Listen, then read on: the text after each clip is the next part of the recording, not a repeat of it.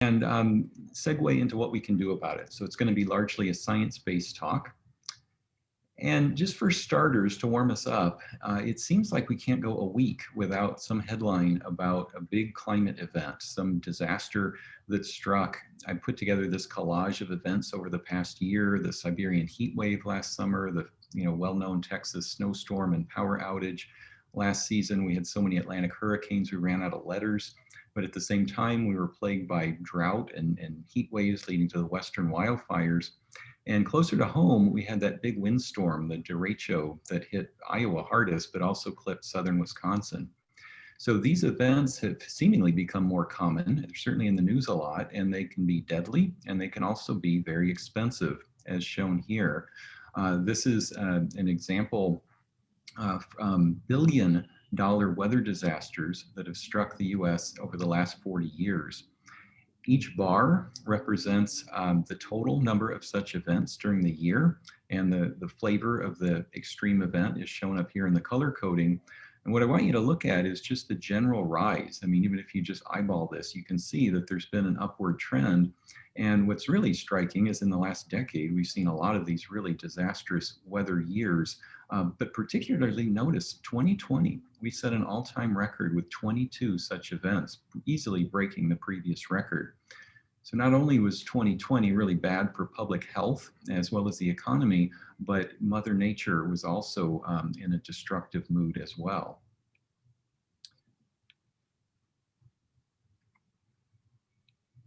Let's see if I can advance here. There we go. So it's not always clear what role climate change plays in these kind of extreme weather events, although we know that flooding and heat waves certainly are favored by warmer temperatures. We do know the climate's been warming so much that we're setting record or near record global temperatures practically every year now. In 2016, the New York Times trumpeted the fact that we had just set a new temperature record for the third consecutive year, and it hasn't been much cooler since then. After that, the third warmest year, fourth warmest, second warmest, and depending on which data set you look at, last year was either the first or second warmest year on record. That's globally. Around here, what's taken shape is both warmer and wetter in Wisconsin. So those are going to be the two operative words I'm going to use a lot to describe our recent changes and those projected for the future. On the left is the annual average temperature in Wisconsin, and on the right is the annual precipitation in the state. And these records, statewide averages, go back to the 1890s, so we get a lot more context than just the last decade or so that I showed with those headlines. Here again, just eyeball the temperature trend. Definitely some year-to-year or decade-to-decade variability, but notice the last 2 decades have been clearly the warmest on record in Wisconsin. Same kind of story with precipitation, a lot of dry decades in the past, but look at the huge spike that we saw in the 20-teens. So this was easily the wettest decade on record in Wisconsin, and 2019 happened to be the wettest year of all in Wisconsin. Very striking climate changes here close to home. And those were averages that I just showed, but we know that we've been plagued by a lot of these heavy rainfalls, flooding throughout the state. This map was put together by my colleague Dan Weimott of 100-year daily rainfalls during the past decade. So these are what you would expect to occur only once per century, but in fact, Wisconsin's seen at least 20 of these events during the 20-teens, as shown by the dots and the magnitudes in the text labels next to them. And so you can see, except for a hole here in the middle part of the state, this has been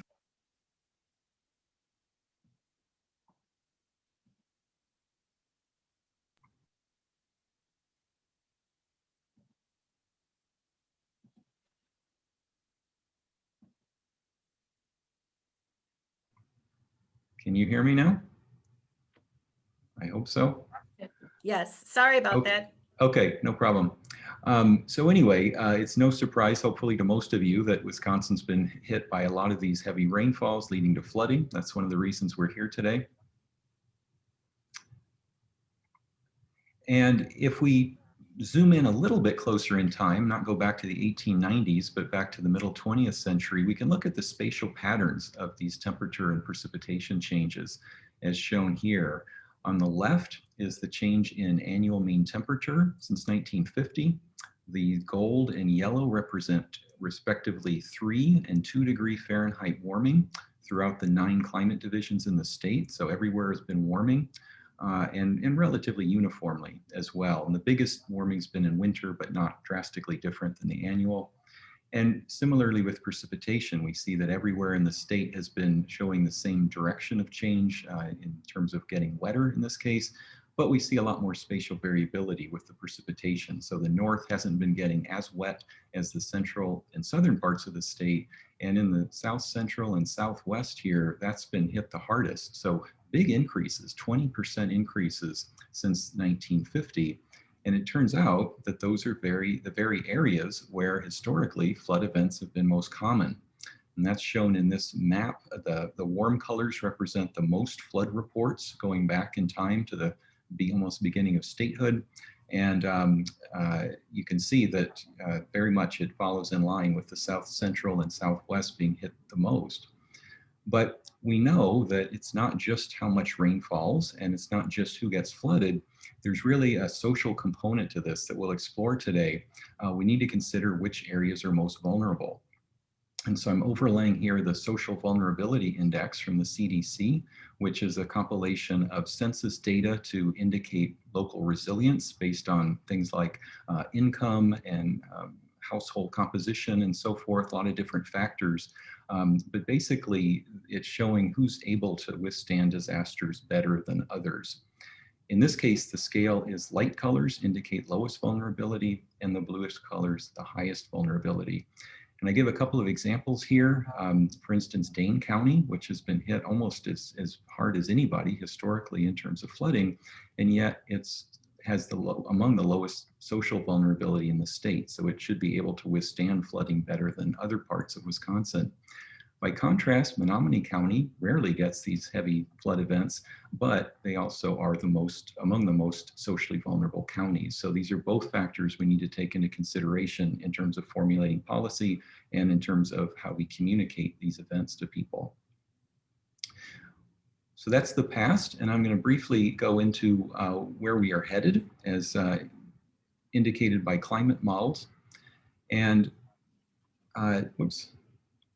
So first for temperature, this is a projected set of changes for various climate models for late 21st century, so about 70 years from now compared to the recent past. And as you might guess, the whole state is expected to warm, but look at the magnitude. Now, instead of that 2 degree Fahrenheit warming I showed before, we're talking about 6 to 7 degrees Fahrenheit on top of that. So really big changes. It would make the climate of Wisconsin, depending on where you are, something similar to central or northern Illinois, very noticeable change, and slightly greater warming expected in winter than this annual average map. For precipitation, the wetter part everywhere in Wisconsin is expected to continue this trend toward a wetter climate, although the models are showing not quite as big a change as we've actually seen to date, about a 5% increase in the south and central parts of the state and 10% in the north. And this is the annual average, and I should note that there are considerably bigger increases projected for winter and spring, whereas summer were a lot less certain. Those are the averages of the changes that we're expecting, but it's really the extremes that we notice more. And so one example of that is for extreme heat. I don't think anyone would argue that a 100-degree day is really hot around Wisconsin.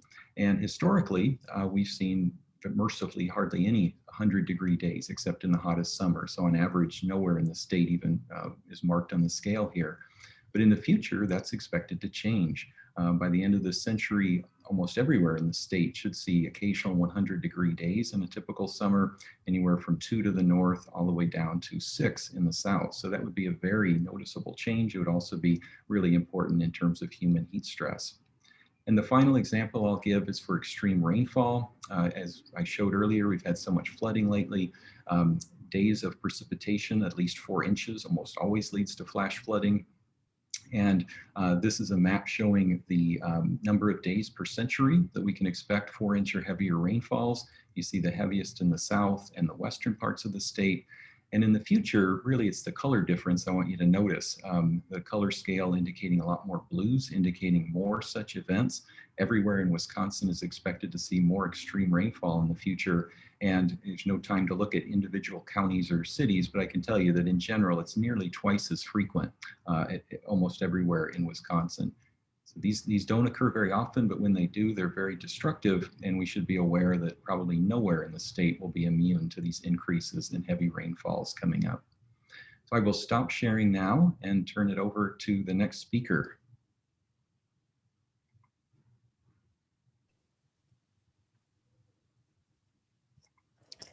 Great. Meg, should I take it away? Am I next? Yes, please do. Wonderful. Hi, everybody. I will just speak for 7 minutes-ish, and I'll keep an eye on that so that we can hear from everyone. Steve, thank you for that introduction, because it really set the stage for a number of things I'm planning to talk about over the next few minutes. So my name is Caroline Gottschalk Druschke. I am an associate professor in the program in rhetoric and composition in the Department of English at UW-Madison. And I know that logically, maybe I don't seem like somebody who would be speaking to you today about flooding in Wisconsin. But in fact, that is really a central focus of my work. So I have a background in rhetorical studies, which is sort of a focus on public discourse and public argument, how we think about the world around us and how our words shape that landscape and vice versa. I also have a background and graduate training in ecology. And so those things really come together in the work that I'm doing. And I'm actually this month finishing off a master's thesis focused on flooding in the Kickapoo River watershed in southwestern Wisconsin as sort of a bonus inquiry, if you will. So this has been very much on my mind. And the thing I would like to focus on, I suppose, over the next few minutes is thinking about some of those areas in dark blue on the maps that Steve showed us. So my work is really focused on the Kickapoo River and Coon Creek watersheds in southwestern Wisconsin. Those are part of what's known historically as the driftless area, which is a semi-mountainous region right here in Wisconsin, if you have not been there. As Steve was saying too, these are landscapes that have flooded historically. They're super steep. There are no natural lakes, so there are a lot of spring-fed cold water creeks running through them, and they are flashy and they flood, certainly. But those floods are really escalating. They're happening more often and more significantly, on order of at least, I think, 3 100-year magnitude floods over the last 12 years or so in the Kickapoo watershed. And very likely some of these ungauged, unmeasured, kind of smaller tributary streams have flooded probably more significantly and more often than that. So it really is a catastrophic situation for folks living there. And a few other things that were on those maps, we saw the dark blue social vulnerability index. You can actually almost see the outline of the Kickapoo River watershed. So this is an issue in terms of just resources to begin with, despite flooding on top of that and the stress of COVID-19, rural educational system that is pretty under-resourced, teachers who are pretty maxed out, really a lack of kind of federal and state attention on a lot of fronts. So certainly that's an important aspect. Also, there's not a huge amount of media attention necessarily. So there are a number of really fantastic local journalists, Gillian Pomplin and Tim Hunt, certainly Olivia Herkin, but generally issues in these watersheds really kind of fly under the radar of the state. And I know when I talk about catastrophic flooding most recently in 2018 in the area, my undergraduate students have often not ever heard of that. And they were here in Wisconsin. Many of them are from Wisconsin. Many of them are from areas not very far away from the Kickapoo and Coon Creek watersheds and still really knew nothing about the scale and severity of flooding. So I think there's really an equity issue there related to coverage, media coverage, certainly related to sustained resources at the state and federal level, not only for flood recovery, but for things like mental health resources, floodborne illness. You know, these things just really compound. So a lot of what I've been doing in my last few years since moving to Wisconsin in fall 2017, I had the good fortune of being contacted by the folks at the Driftless Writing Center based in Viroqua, Wisconsin. And I think someone is there on the call today, so we can talk more about that. But the Driftless Writing Center, Jennifer Morales and Lisa Henner and Tamara Dean, Robin Hoseman and others were affected personally by this gigantic flood in August and then again September 2018. And we're working already with the Driftless Writing Center, which is a nonprofit focused on supporting writers in the area. And as they were kind of cleaning out barns and buildings and homes, they started thinking about how writing and storytelling might help people through this really traumatic experience, and birthed this idea of Stories from the Flood, which really kicked off with funding from the Wisconsin Humanities Council. So huge thanks for that and all it has become. And over the last 2 years, Stories from the Flood has been able to collect over 100 oral histories from folks in the Kickapoo River and Coon Creek watersheds who were affected by flooding in 2018, and many of them in years prior, lots of years prior, back to 1935. There are people comparing the 2018 flood to the 1935 flood in the Oral History Archive. And we've been really lucky also to have the support of students at UW-Madison and UW-La Crosse who are helping to collect these oral histories, who have helped to transcribe some of them, create indexes, and ultimately these oral histories will be delivered over to the oral history program at UW-La Crosse's Murphy Library with Dr. Tiffany Trimmer there, as well as delivered to the Vernon County Historical Society. So the idea is really to turn these back over to the community and to make them accessible to policymakers and decision makers and journalists and folks thinking about how to move forward. So really the primary goal of the project was definitely to support community healing and to help people process yet another catastrophic event, one in a series of catastrophic events, and not the last, certainly, as Steve's talk detailed. But then the sort of secondary goal of the project really is to help inform, okay, how do we live with this changing reality? How do we live with climate weirding? How do we make decisions at the community scale, in communities of 200, 400, 600, about how we're going to deal with these really large and challenging changes really in the world around us. And so that has been a really beautiful project to be part of, and I feel grateful very much for that. I also just want to point attention to the importance of that project in terms of telling these really fine scale stories. So as someone with a split research personality in part, I think the two things fit together, but as someone who spends a lot of time thinking about stories and storytelling and really sort of individual level engagement with landscape, and a person who spends a lot of time thinking about the science of flooding and the science of streams, those two things are really important. So I think it's centrally important to see some of these larger changes that Steve was showing in his presentation, but also to think about how do these big events that sometimes seem too big to grasp, how do they play out in people's individual lives in ways that are really significant at the moment, during the 24-hour flood event, and also during the 2+ years now that have followed as people are really navigating in their communities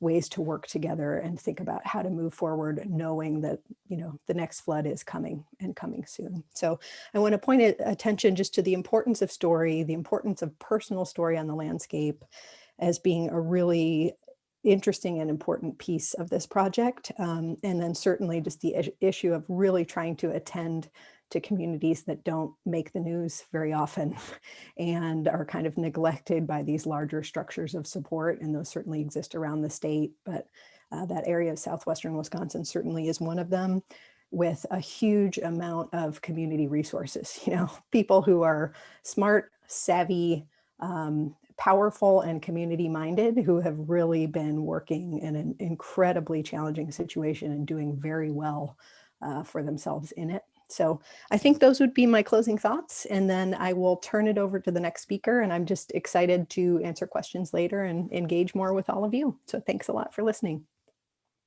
And that would be Dylan.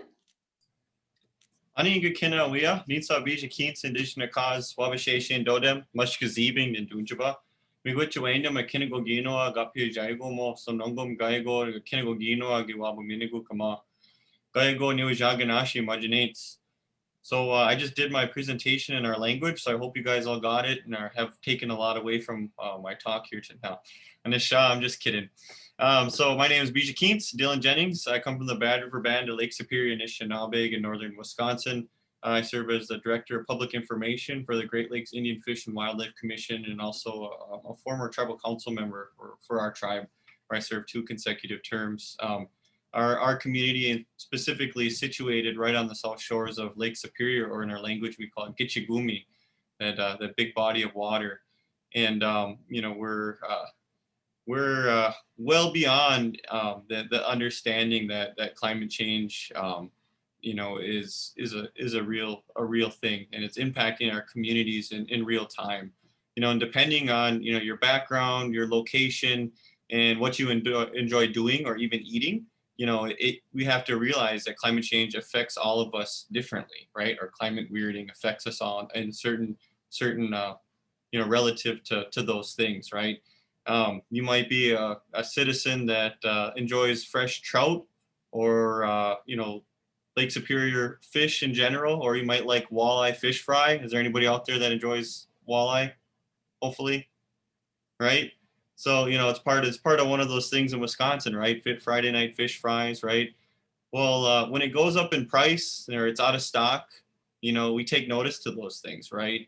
And oftentimes you know, community members, people will readjust, purchase something different. For our tribal nations that depend upon these sources for subsistence, you know, they consider these as subsistence resources for their year-round diet and their traditional life way. Climate weirding is devastating to these systems for our nations. And you know, that's a lot of the work that GLIFWC and a lot of the work that our tribal nations have been doing for many years now. You know, not only acknowledges that, but you know, speaks to how, you know, our communities are you know, trying to figure out ways to adapt for what's coming our way or what's already here. So I really appreciate Stephen and Carolyn, you know, their work and kind of setting the scene with some of those numbers. Steve, that was really helpful.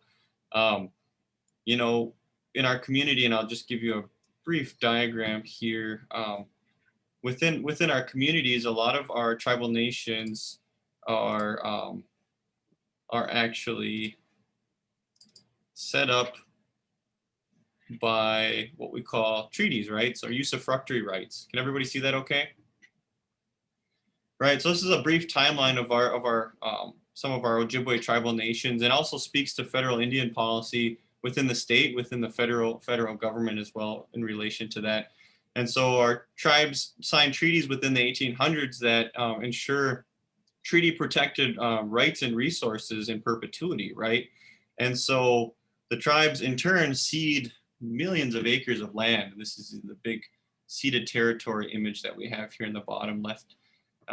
So giving the government millions of acres of land in return for these usufructuary rights to utilize the land to continue on their life way and to continue their harvesting practices, right? Basically to be who they are, right? And in 1854, a lot of our communities established permanent reservation boundaries despite a lot of assimilatory and removal efforts by the government. And so tribes have to continually fight to remain where they are and where they're located to this day. Furthermore, treaties have to go through this really long, monotonous process of being validated or reaffirmed through our judiciary system, right? In this era here, starting with the John Drew case in Michigan and moving on over, kind of sets the scene for that time frame when treaty rights are finally starting to be acknowledged again. So the point with showing you this is that tribes have gone through a whole heck of a lot to retain their homelands, and they're not going anywhere, right? They're stuck where they are, and in many respects, that's why a lot of communities really work hard to try to maintain pristine natural environments so that they're passing on and perpetuating that seventh generation mentality, right? Furthermore, I just did a really short presentation. Furthermore, when we talk about our treaty rights, right? all of our different practices are intertwined and somehow tied to the environment in some way, shape, or form, and then inherently tied to climate weirding. All right, so Manumanakewan, this season is a very, very important season to our community, also part of our prophecy and why we end up in these places per our stories, right? Giguya Kewin, harvesting fish from the lakes, from both the big lake and from inland lakes, seasonally is a very big part of our communities, our life ways. Wigwasa Kewin, Gaigo Akwa fishing through the ice, also harvesting different barks like birch bark. All of these different species. This is just a few small examples of, a glimpse of what our life way consists of. A lot of you are familiar, GLIFWC developed a vulnerability index, which identifies some of these species, and they're actually working on a volume 2. And species like Manuman, wild rice, right? Highly to extremely vulnerable based upon multiple different factors, right? Everything from projected high water levels to, how well Manuman can bear in different climates, right? And so another really, really important one, Manuman might not be important to everybody, but there are species out there that might ring true to you, right? Ogawak, walleye. Walleye are hugely responsible for a lot of our, North Woods economy, right?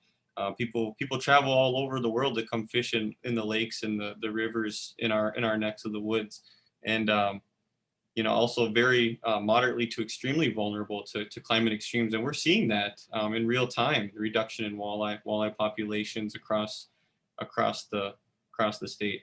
And so these are just some things that we work with on a daily basis as GLIFWC, and we also work within our communities, right? How do we address climate change in a way that one, making sure people understand that communities like our tribal nations are disproportionately impacted by climate weirding.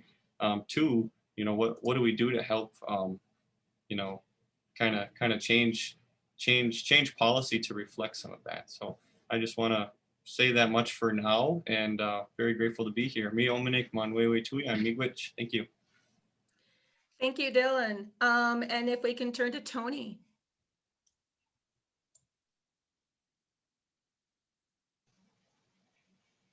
Hi, everyone. So thank you. I'm Tony Wilkin Gibart, Executive Director of Midwest Environmental Advocates, and I have a PowerPoint here to share. And I'll try to be brief. For those of you who don't know, Midwest Environmental Advocates is a nonprofit environmental law center that works directly with Wisconsin individuals.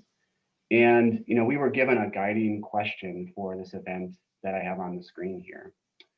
What are the public policy implications of climate weirding for Wisconsin residents? And as we've heard from Steve and others, this is a really relevant and pressing question. But I want to add a layer of complexity and suggest an additional question. And that is, what are the climate implications of public policy weirding on the lives of Wisconsin residents? And so I'm using that term weirding to, borrowing that basic term from the climate discourse to talk about how our basic assumptions of how a thing should work and behave are at risk of being dramatically upset. So I won't have time to answer this question, but I hope to at least sketch out why I think it's a necessary and important question. So MEA is an environmental law center, and environmental law is really one of the main ways that public policy gets implemented. So at a very 40,000-foot level, I want to say something about environmental law, and that is that environmental law attempts this very difficult and tricky task of trying to preserve some level of ecological stability, at least as it relates to human beings' interaction and experience with the environment. And it does so by trying to regulate the innumerable and complex ways that we as human beings interact with an ecological system that is itself dynamic and highly complex. And that's not even accounting for the climate weirding dynamics that we've talked about. Just an illustration of that, the magnitude and scope of our effect on the environment. In just one simple way, that there are thousands, hundreds, if not thousands of new chemicals that are introduced into the environment each year. And environmental law tries to grapple with that problem. So again, at a very high level, at the risk of being overly simplistic here, how did environmental law as at least in the US context, in its modern context, come to be? Well, first, people demanded that the government respond to ecological instability and environmental threats, and the burning there of the Chattahooga River in Ohio is the 1960s version of environmental weirding, and often cited as a catalyst for the environmental movement of that era. Second, we had a political leadership that was, at least in some fashion, accountable to at least that segment of the population that was demanding change. And I don't want to be simplistic or naive about what political accountability was like in the 1970s, but I have there on the screen a quote from the first administrator of the EPA talking about how Richard Nixon was not an environmentalist or didn't care a lot about the environment, but created the EPA and signed landmark climate legislation or environmental legislation because it was a political necessity.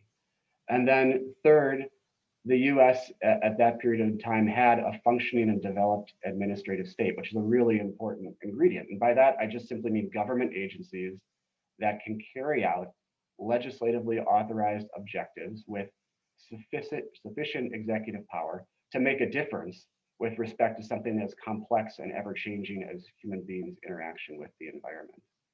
And that is essential because Congress or a legislature is not designed by itself and cannot make by itself an appreciable impact on something as dynamic and complex as our interactions with the planet. A legislature cannot pass a new law every time a new way to pollute the environment is developed. It cannot spell out in legislation every possible condition that might be needed to preserve the environment in every particular situation. And so it really, environmental law and this fundamental ecological stability that it at least seeks to create depends on legislatures enacting broad laws and policies and charging an agency to carry them out. And agencies do that right through rulemaking, which is intended to be more nimble and responsive than what legislation can do, through permitting in fact-specific situations, and through enforcement when the law is broken.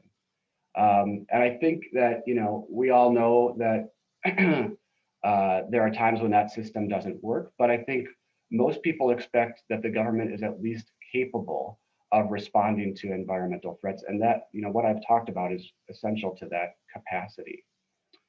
But what I want to point out and add to this conversation is that Wisconsin residents, that possibility of a stable and responsive environmental governance is being weirded as we are experiencing climate weirding. And by that, I mean the basic mechanics of how government can and should work to respond to environmental threats has been upended. And I just have on the slide there 4 examples, and I will just describe them very, very briefly and say that all of these occurred within the last decade. They're relatively new, between 2011 and 2018. So first, in 2011, the legislature made the rulemaking process more cumbersome, which results for the DNR in what I'll just term the 4830 problem, and that is that the DNR must complete 48 separate steps within a 30-month period to revise or promulgate an administrative rule. And if they're not able to complete those steps, many of which take months by themselves, the agency has to start over and the rulemaking doesn't go forward. And we heard from Steve that we are expecting dramatic changes in our environment. And invariably, a host of regulatory schemes will need to be updated to respond to, for example, increasing storm intensity, as what counts as a 25 or 100-year flood changes, what that means empirically. But as we need government to be more responsive, our state's government ability is headed in the opposite direction. Another example is the RAINS Act, which is a relatively new state law that says that if compliance costs for an administrative rule exceed $10 million over any 2-year period, rulemaking really doesn't work and we have to pass separate legislation. So theoretically, we could have a rule that is clearly legislatively authorized. A previous legislature has said, DNR or state agency, we want you to address this problem. And it could avert billions of dollars thinking back to that graphic Steve showed us to start. But if there's compliance costs of a tiny fraction of that $10 million, the state cannot use that mechanism to respond. Thirdly, indefinite rule suspension. This is something that came about under the lame duck session a couple of years ago. A joint committee of the legislature can object to and indefinitely suspend a rule. And what that means in practice is that 6 legislators, perhaps elected by less than 5% of the state, can override the entire executive branch, the governor who is elected by 10 times as many people. And we saw this happen a few months ago when that committee met the Friday before Christmas to suspend portions of an administrative rule that deal with PFAS contamination in firefighting foam. And then finally, we are seeing Act 21 litigation, which is a mechanism by which special interests in the legislature can use that law to challenge a host of agency actions that they object to. And MEA, several of our clients from Kewaunee County have faced this problem in a very significant way. Years ago, they asked DNR to include protective conditions in a permit for a nearby concentrated animal feeding operation to address bacterial contamination in their drinking water due to manure from nearby fields. And years ago, an administrative law judge in a circuit court agreed with their request for these modest protections, but the industry's appeal of that decision is still pending before the Wisconsin Supreme Court on Act 21 grounds.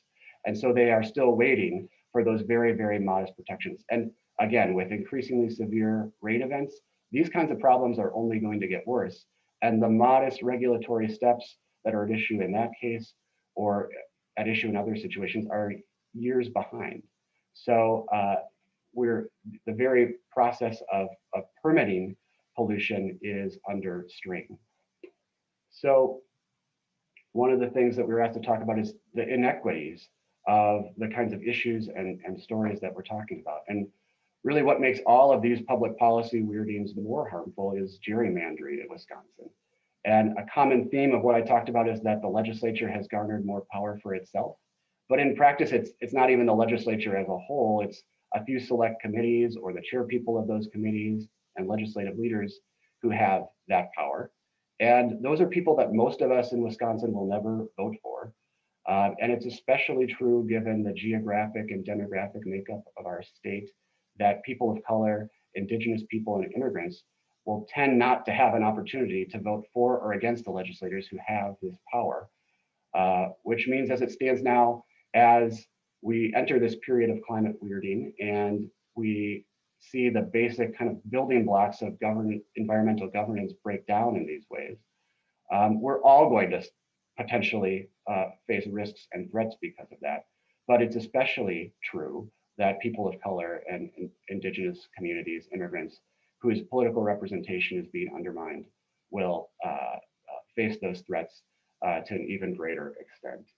And so I know I'm running out of time here, but I think the question is then what to do about it, and especially for journalists, how to convey these issues in our state. And I would just submit very briefly that I don't think we should accept these weirded procedures as the neutral or invisible framework through which public policy happens. We should be calling attention to how the system is working, and we should be explicit about when and how they are frustrating democratic accountability and progress on issues that we need to make significant headway on. Put them in historical context. As I said, they're relatively new. They've happened within the last decade, and we don't need to accept that they will continue on into the future. And then they do have real life implications. And I just had time to briefly touch on the fact that our clients, Kewaunee County residents who years ago should have gained simple and modest protections so that they could drink the water coming out of their tap, have been frustrated by some of these public policy weirding. So I appreciate the opportunity to bring up these points and be part of this larger discussion and look forward to the time of the breakout. So thank you very much. I'll pass it over to the next person after I stop sharing my screen. All right, and for Wenona Wolf, please. Thank you. Hi, everyone. Just first off, I want to say thank you to everyone for being here and for inviting me to be here. I am Wenona Wilkin. I am the Deputy Chief of Staff and Policy Director for Lieutenant Governor Mandela Barnes. I am also a citizen of the Lax Band of Ojibwe.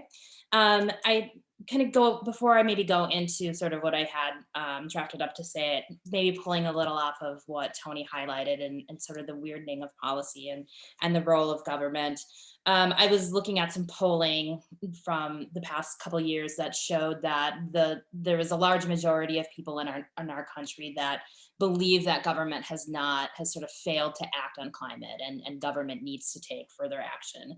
And it's sort of my belief that this is government's role. Government needs to do better. We have sort of created this large institution that has many times failed us.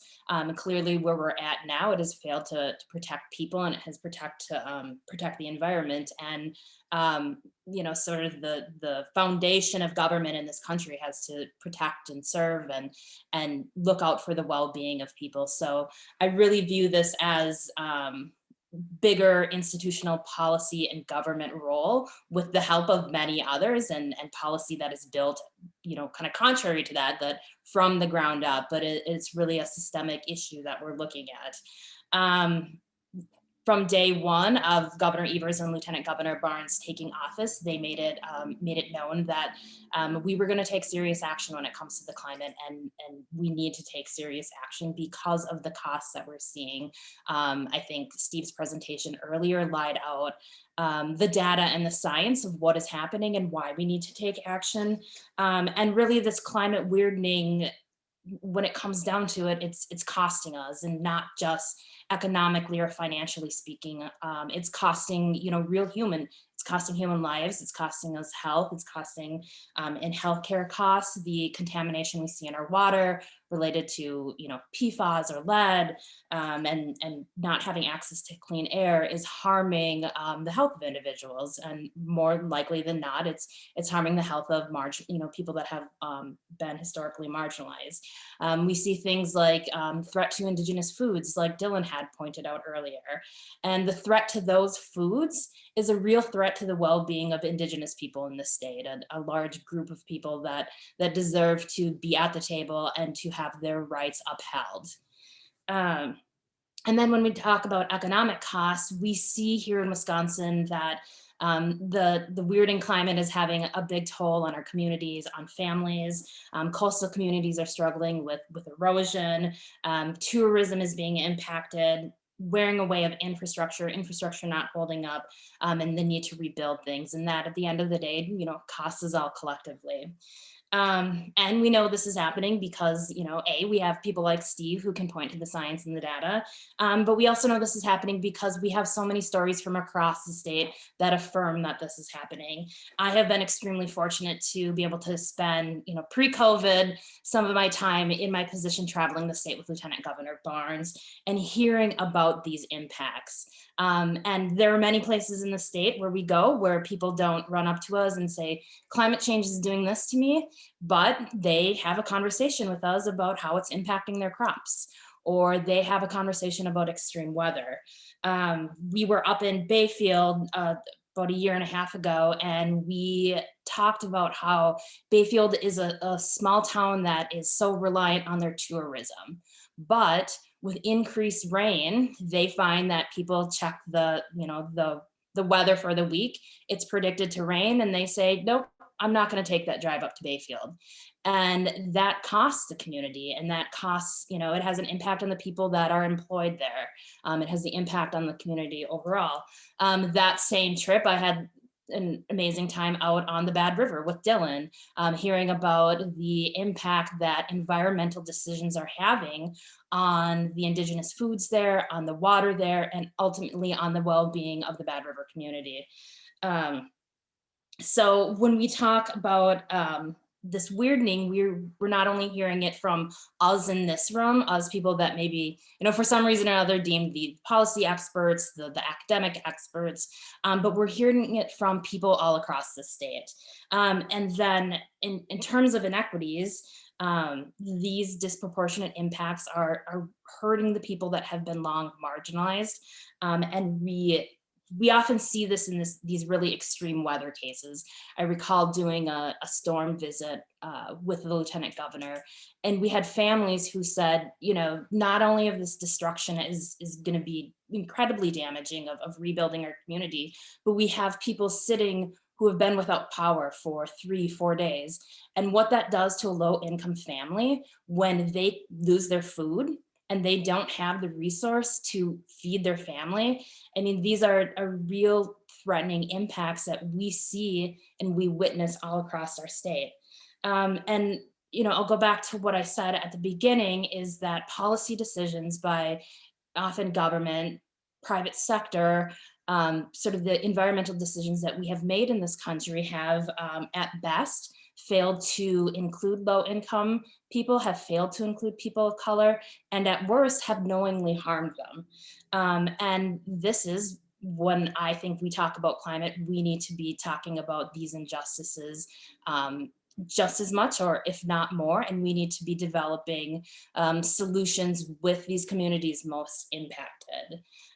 In terms of the storytelling and the conversation, I think the most impactful thing that we can be doing, or what needs to happen, is just elevating these stories of impact, elevating what is really happening on the ground throughout Wisconsin, and having real conversations. I realize that, you know, there are parts of the state where I'm not the best messenger to be talking about some of these impacts or the issues that people are facing. But I've also met farmers who really want to lead in battling what is facing their community.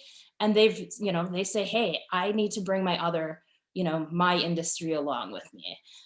So I think just encouraging conversations on the ground and really, you know, having this honest and open dialogue with people.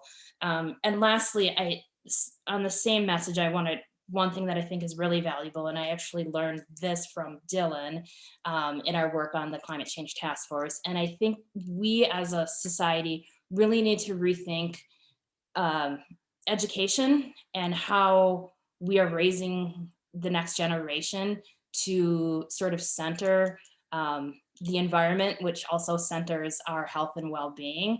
I think, you know, as growing up in an Ojibwe family, that was always central to my upbringing and to the way we lived our lives. And I think, you know, looking at how Indigenous people have long lived their lives is a really, you know, key solution to what we should be doing.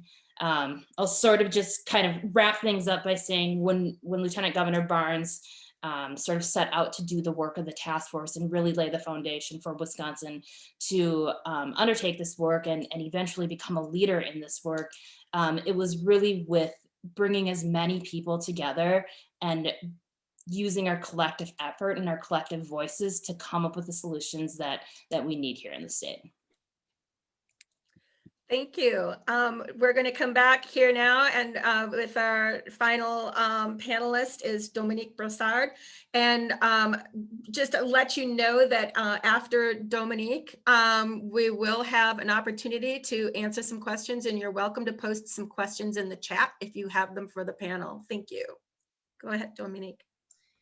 Thank you so much, Megan. Thank you so much to all the presenters. I mean, I think they have literally, you know, I think addressed all the sides of this difficult issue that there's an intersection between science, media, and policy, and has relevance for so many people in our community.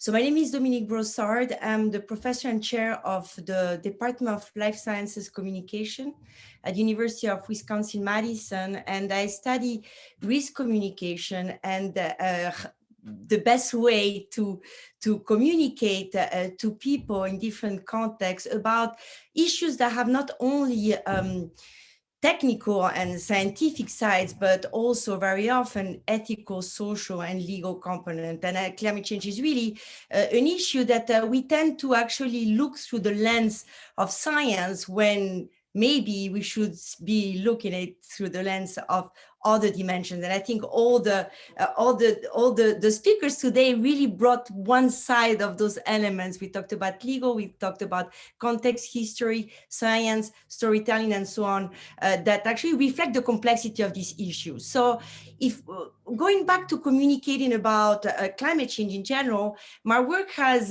been at the intersection of a lot of things that everybody has been talking about today. Number one, what's the best way to talk about it?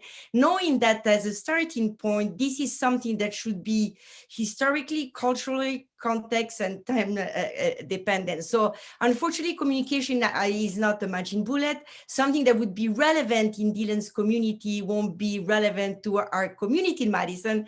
Even within Madison, we have a lot of different communities that all have different experience, different histories, different contexts in which they deploy their livelihood. So I'm going to sound a little bit, simplistic, but going back to, I think, to what Wenona was saying is that when we actually mean dialogue and conversation with people, we actually need to actually walk the talk.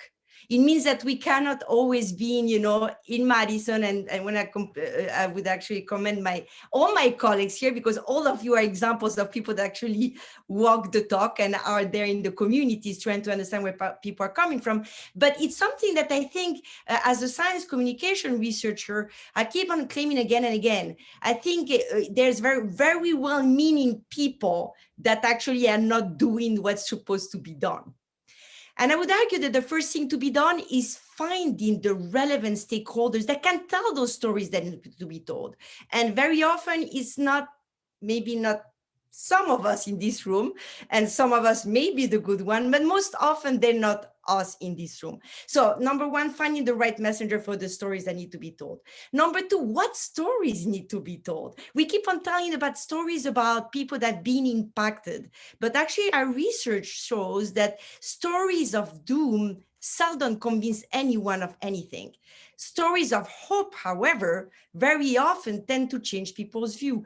A recent survey about attitudes toward climate change about American population sees that at least 41% of Americans are actually hopeless and think that we're doomed and not much can be done about that issue that very often in the media is represented as a doom story, because it could be, right?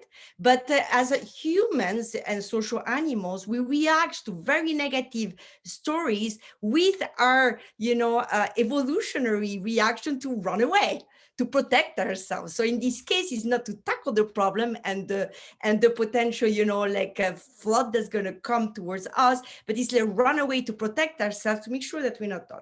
So the question then, translating in a more lay audience terms, is those stories of hopes that we could tell to make people connect the dot between solutions that exist and may make a difference. And this is an approach that we've taken, again, at the national level with the American Association for the Advancement of Science. I'm going to share this very quick here. Where we work with different communities around the United States, trying to actually pinpoint how they take in action at the local level to address and try to respond to these horrible, issue that we face nowadays in the context of climate change.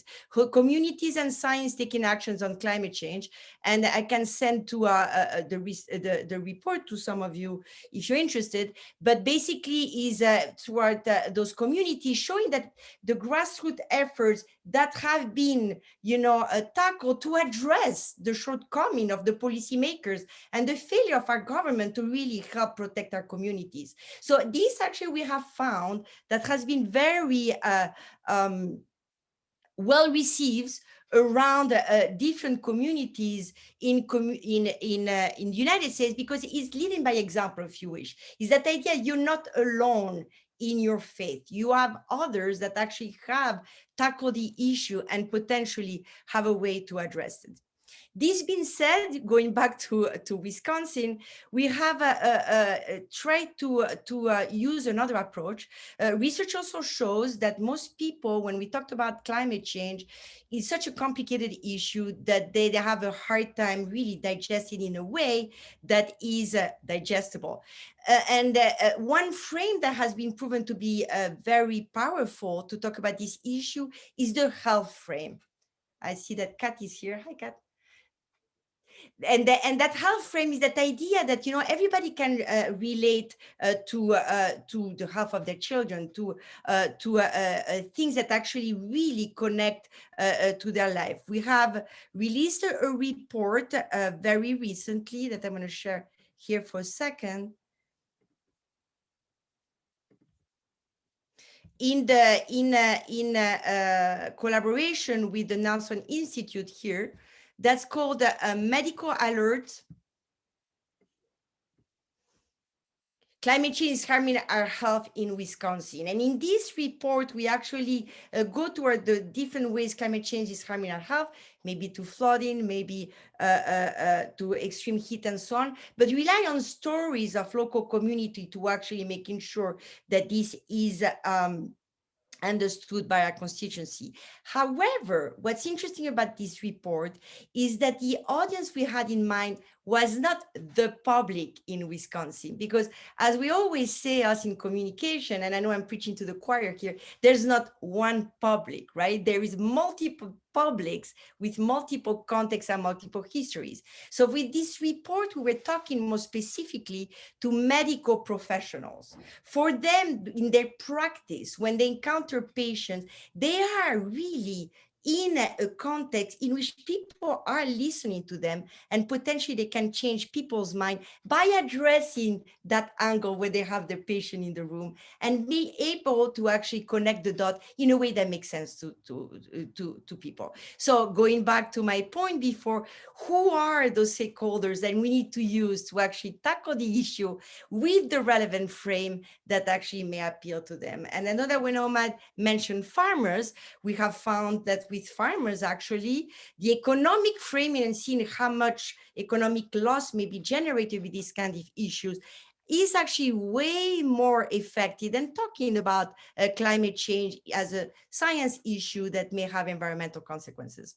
So anyway, I throw a lot of ideas here in the room.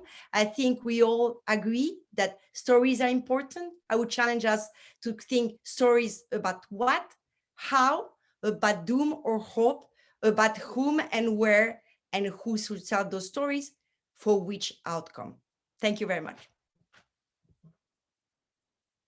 Thank you. And once again, if you do have questions for the panel, please post them into the chat, and we'll ask our panelists to do it, to address that. And then we will, if we don't get a lot of questions or anything like that, we'll move into a breakout opportunity. And at that point in time, we're going to split our panelists up into a couple of rooms, and you can actually kind of dig a little bit deeper on a couple of these questions that you might have. A couple of things that I was thinking about as you all were talking is there's so many different angles, and there's so much, and there's the public policy, and as you know, as Dominique mentioned, and there's the positives, the negatives, the you name it stories. What is the first thing that has to happen? I mean, if I remember telling students at one point in time, okay, calculate all the stuff that you're going to do to solve climate change, you know, and this was a bunch of engineers, and they came up with about $15 trillion worth of ideas. And I said, okay, where's that money coming from? That's like more than our GDP for the nation. What should be our priority at this point? Take it, whoever feels like answering.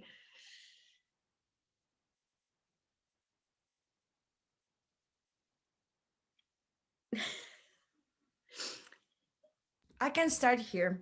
I think the first step is to build alliances. And when I mean build alliances is that, you know, find people that are, you know, ready to embark in that storytelling, but that cross bridges between communities. I mean, if we have a bunch of lefties that believe in climate change that are talking to each other, we're not going to do anything. So can we actually make an effort to actually find those allies that build those bridges to engage in conversation, not always from the environmental point of view, but from that frame I was talking about? I think is the first step. And when I'm talking about those allies, those include journalists.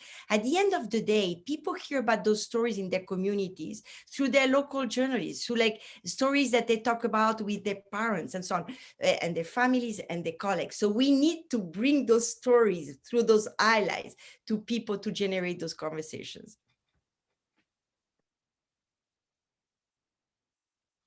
Anyone else have any thoughts on that? How do we convey, Steve, for example, how do we tell that science story? Those are complex graphs, and every time I see them, I'm absolutely stunned by them. But then that also runs counter to the doom and gloom. What do we do to convey that? Well, in terms of a messenger, an important one that's often overlooked in terms of a journalist, I'm not sure they're classified as a journalist, but I'm thinking TV meteorologists. They're often considered the science representative of a newscast, and they more and more are bringing in climate change into their reports. And I think it's great. That was a big change from even 10 years ago. And so people can get a lot of information that way. But this question of how do we communicate and so on, it always does go back to what Dominique said about knowing your stakeholder. You know, I don't give a climate change talk to this group exactly as I would to a group of colleagues at a scientific conference. And we have to know our audience. We have to know what will appeal to them, whether it's, you know, health for many stakeholders or whether it's economics for farmers. That's critical. And so we've got to decide off the bat who we're talking to and tailor our message accordingly. Yeah. And if you can build on that, and sorry for monopolizing here, but for which outcome? What are we trying to achieve? I think this is something that we always forget. I mean, we do have people in this room that are very applied in it and want to actually have, you know, a outcome in their community and so on. But I think very often in translation, let's say, Steve, between the science and the communities, we lose all those levels that need to be taken into account that will at the end translate into policy change if that's what we want. Caroline, was there? Yeah. Sure. Yeah, I was going to offer a strange answer, maybe in part, but related, I think, to what we're hearing is that prior to coming to UW-Madison, I was a faculty member at University of Rhode Island and did a lot of work on coastal storm impacts, went through Hurricane Sandy, and did a lot of work with small scale anglers, fisher people in Rhode Island. And part of that work was about interviewing people about fishery science and climate change. And one of the things that was really, I think, an important outcome of that was my tendency not to focus on climate change as climate change, and my interest in focusing on your changing environment, you know. And I think I'm hearing that in part in some of Dylan's comments and Wenona's comments of just like engaging with place and understanding people's stories about how those places are changing. And I have seen that again through the stories from the flood oral histories that project coordinators were really good about asking people sort of near the end of their story collection about what they thought was prompting flooding, increasingly frequent flooding. And some people talked about climate change, and some people talked about God, some people talked about land use. You know, people had different reasons for the things that they were seeing. And to me, I guess I've always been more interested in engaging with how people engage with their places and see change in their places and see a need to respond to those changes, more than trying to convince someone that climate change is real in a particular way. And so there's space for that. That's important too. But I think, you know, a lot of important intervention comes at the level of attending to people engaging in their place. You know, farmers, fishermen are fantastic at telling you about environmental change. And in some ways, it doesn't matter whether they believe in an idea of climate change. It matters how they're responding to those changes. So kind of a different type of answer, but I think that's important as well. You know, I'll jump into and piggyback off of some of what's being said.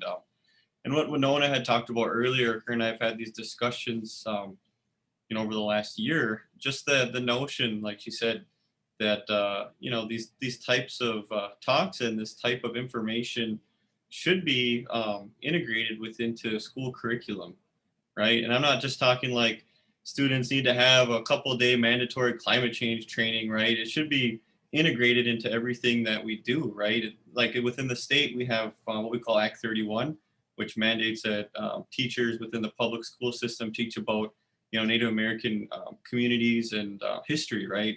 And a little bit of our culture to help kind of soften the tension that existed and continues to exist between different cultures and communities. Well, I mean, this topic, in my opinion, should be legislated, or at least mandated to teach about. And I'll make it clear that's my opinion in general. I feel like when you talk about just climate change in general, it automatically becomes polarizing, right? But we do no justice to our future generations if they don't understand the world they're going to be inheriting. And so that's the truth right there. Thank you. I would like to kind of echo on some of the things that have been said too. Anyway, it's good to see all you. Making climate change come alive to people by making it place-based, as Carolyn was saying, and having empathy for how it's affecting things that people value in their own lives, whether it's a pocketbook issue or a recreation or a cultural practice or activity. And I think we can help them relate to what's happening, as Carolyn said, through the environmental variables that are changing, that support those beings or species and habitats that, and the habitat may be something that supports an animal's being. It could be something like snow for winter recreation or ice for winter logging. But those environmental factors are changing, and we can weave in the science there, or just ask them for place-based observations of what's happening. And as Carolyn was saying, most people are noticing those changes, maybe not necessarily relating them to a climate chart, but if we can help them think about how that is affecting the sustainability of the basic habitats that are needed for whatever activity that they value, that's going to, I think, help them look at climate change in a little bit different way. And then, of course, that is almost like setting a spike up. Of the real action is, what are they going to do about it, as Dominique said? Are they going to, what step will they take? And I always tell people, whatever step you take forward, what's that old Chinese saying? A journey of 1,000 miles starts with a single step. Whatever it is, should be honored. We can only, all of us can only do what we can do. And hopefully we'll get to policy changes, Dominique was saying, but all of those little steps will help, that we can all do together. Okay, thank you. If we can move on, we do have a question. If people are moved by positive stories, what are some important positive Wisconsin stories that you know of that should be shared more widely? Go ahead. One, the city of Darlington, some people on the call may know more about this than I do, but they embarked on a multi-year flood mitigation project. The Pecatonica kept flooding their downtown year after year, and it took some money. They had a lot of support from FEMA. They had a large community buy-in, and they instituted a number of things, moving some buildings, putting flood-proofing certain buildings, raising certain buildings. And when the bad floods hit in 2019, this same time of year with snow melt and rainfall, there was very minimal damage to the downtown because of this. And so highlighting examples of this that are even, more than just, cost neutral, but cost benefiting in terms of your return, I think that could be very useful, because then people can say, okay, I can kind of get now how adaptation could help me, not just, avoid disaster, but actually help with true resilience with flooding down the road. Go ahead. Yeah, I just popped a link in a chat that reminded me of a recent project I've heard about that I think is kicking off in Ashland County, a natural flood management project. Same thing of like thinking about how to work with the landscape and work with change in ways that might be beneficial for people, beneficial economically, et cetera. I would also say too that something like the stories collected in Stories from the Flood are not stories of doom. Like, they're stories that are filled with some really awful stuff and are a lot to listen to and take in, but they are also, filled with sort of hope and creativity as well. And so I think there's also a piece to that even stories of catastrophic disaster are not necessarily absent of hope. And in fact, those are often great places to look for how do people build through change and work together in communities through change. So I think those are important to highlight too, of the sort of positive and hopeful aspects of some really challenging stories.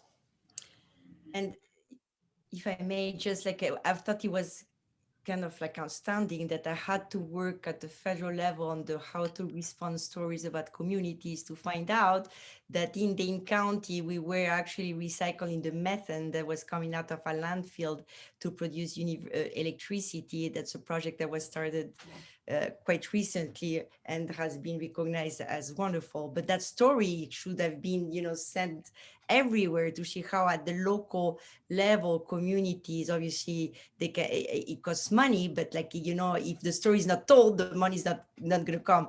So I don't know if any people from the counties in the call. I'm not putting blame in communication anywhere, but this is a story that's a beautiful story and actually shows how actually the county is really tackling climate change at the local level for the benefit of the community. Hi. I think Wisconsin is full of a lot of really amazing little things that are happening across the state, and they often sort of fly under our radar, and maybe that's where we see where we really need to shift our storytelling and find these great solutions. I think the city of River Falls is the first municipality to operate all of its buildings, offer renewable energy. The Menominee Forest, which is like one of the most amazing forests in the entire world. I think we have a lot of really great small businesses that are doing really great things as small businesses and playing their part. I think of Central Waters Brewery in Wisconsin. But I sort of want to chime in on some other things that was said about sort of storytelling and conversation. And while I think it's incredibly important to tell these stories, I want to be cautious of not sliding into the job of convincing everyone's climate change is real and making them take on individual action. I think individual action is incredibly important, but I think we can't have this conversation without talking about gerrymandering, and we can't have it without talking about campaign finance and the money that goes into elected officials and what industries are protected by government, because we could build an absolute huge groundswell of movement among the people, but we see that these sort of roadblocks in our in our civics or and how we function as government, we could have all the support, but it's still not going to result in the policy and institutional changes that we need. And there's really some major fixes we have to do with how we operate government and the role of money in our government. And thank you for bringing that up, because that was going to be a question I wanted to ask was, public policy, I think is a really important thing. If we consider just some of the limitations that local governments even have on deciding what kinds of activities can occur in their communities anymore. Are there things on the radar that we're looking at for some kind of public policy changes? Is there something that people should be aware of as we're moving forward and keep their eye on? This policy is coming up that we need to be thinking about and reporting on and talking about? Without necessarily advocating, just want to know about it. I mean, one thing I will say is we just had the census, which, it was incredibly important for people to participate in that. And now after the census, we will be drawing maps in Wisconsin. And that plays a huge role in gerrymandering or not gerrymandering and getting fair representation and getting the policies that sort of the will of the people want implemented here in the state.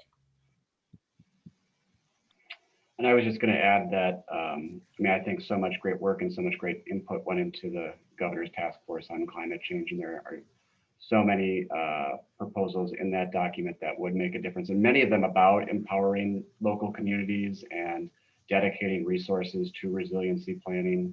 And those are solutions that should have bipartisan support, and they're included in the governor's budget. So I guess I'm not advocating, but I pointed out that, you know, there is that opportunity that we're currently in front of us to provide resources to local communities, to tribal governments within Wisconsin's borders, to counties, to be a part of, an active part of implementing some of the positive things that others mentioned just a moment ago. Great. Were there any other thoughts that anybody wanted to express here? Because then if not, since we haven't had any questions come forward for the panel, we would move into the breakout sessions. I don't know how many people plan on staying for that. That's how we'll figure it out, how that goes. But if you had any last thoughts here as a panel that you wanted to express while I create these rooms and explain how we're going to use them. Yes, and I know Dominique is going to leave a little bit early here. So we've only got about 7 more minutes with her. So what I'm going to do is I'm going to create breakout rooms. There will be 3 of them, and you will have the opportunity to choose the room you want to go into. And in room number 1, we are going to have briefly Dominique and Steve. Room number 2 is going to be Caroline and Dylan. And room number 3 will be Wenona and Tony. And what you can do is you can go into that room and hopefully be able to have an additional chat. I think, Jen, you were going to be able to put up a slide to remind people of where that is. And you can join those rooms. And I see a whole lot of people who haven't joined one. I'm going to go hop into room 1.